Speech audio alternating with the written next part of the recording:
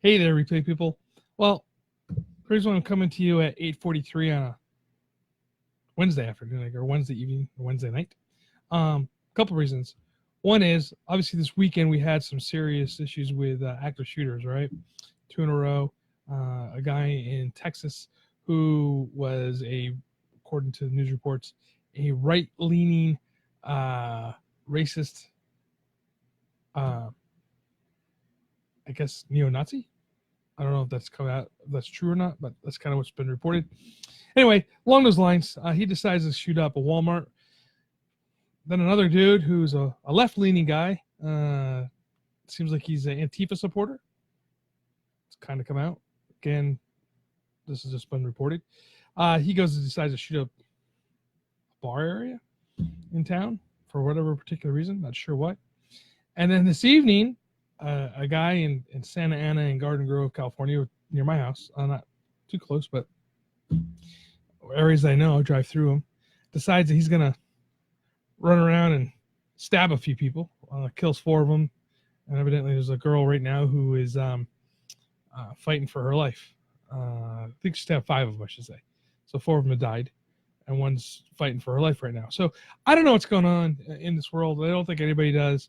But one of the issues is as emergency managers, are we prepared to respond to these active violences? And so I unfortunately had to do that one time in my career, a couple times as a paramedic or EMT, and a couple times as, or one time as an emergency manager. So yeah, it's going to occur, right? Yeah, you're right, Christopher. Evil is evil. So we have that going on, right? I mean, we have these things that are happening. It seems like it's being more and more. We're having these issues. And what is our role as emergency managers specifically in these events? And I can tell you this much is that when we go there, if we're responding to that with our agency as emergency managers, I think we have also on the recovery side.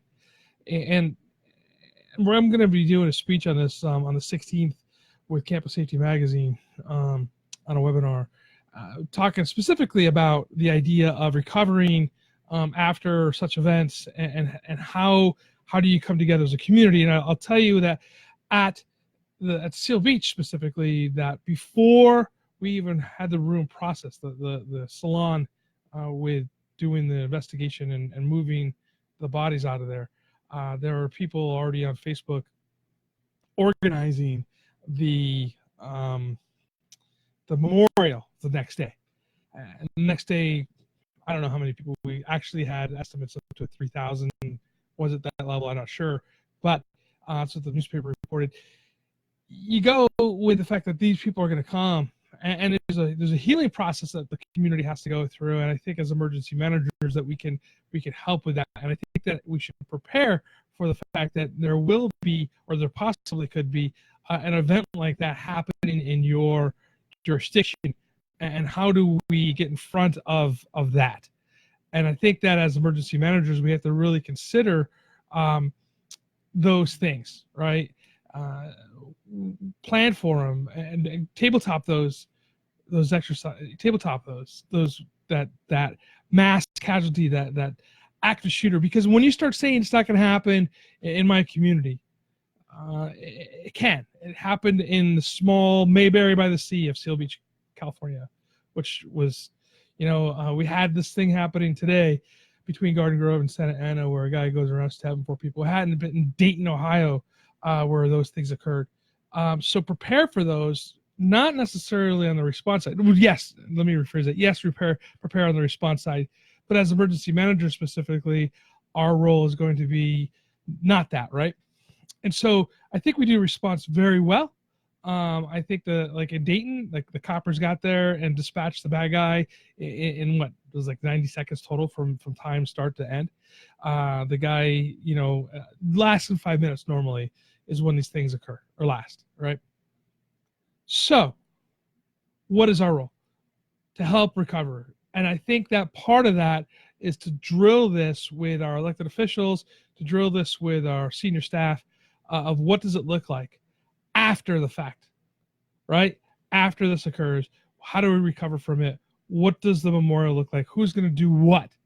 And I think that's where we have the deepest role as emergency managers in this event.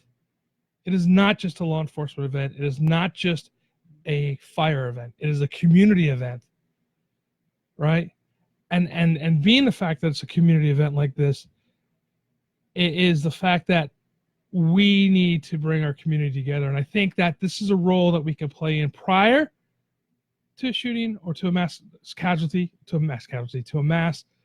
violence event, right? And I think it's a role that we're going to play after this thing occurs, and it's bared out, right? This is not just me saying these things are going to happen. It's bared out. We talked to other people who have responded to these such events throughout the country, other emergency managers who have responded to mass violence events, that you see the fact that they have done similar roles, and it's just same job, different location. And I think that as emergency managers, if we're not thinking this way, we're doing our residents, we're doing our management, we're doing our senior leadership a disservice not to do this, because it's uncomfortable, right, to have this conversation.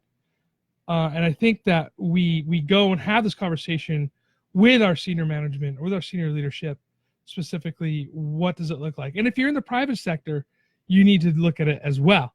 Higher education obviously needs to look at it. K through 12 needs to look at this. This is something that is affecting every portion of our society today. Walmart is a good example, the private sector side of it, recovering from this.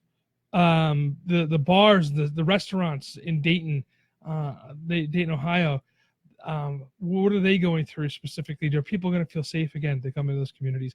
And I think as emergency managers, we can have that conversation with our elected officials, with our senior leadership, what it's going to look like. And you need to start planning for and practicing for this today, because if you don't, you already are behind the 8 ball. Thank you, everybody, for listening today. I've got to get going. This was a longer one than normal. A little passionate about it. Stuff that's going on around the world this weekend and today with Santa Ana having their stabbings, and Santa Ana and Garden Grove with 5 people stabbed, 4 people dead. It doesn't seem like it's ending anytime soon. God bless you all. Stay hydrated and take care.